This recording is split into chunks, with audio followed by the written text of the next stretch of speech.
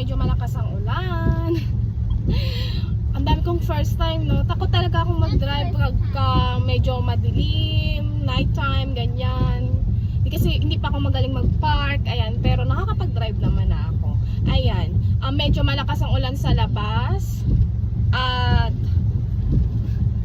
takot ako. Sayaw kikay, sayaw kikay.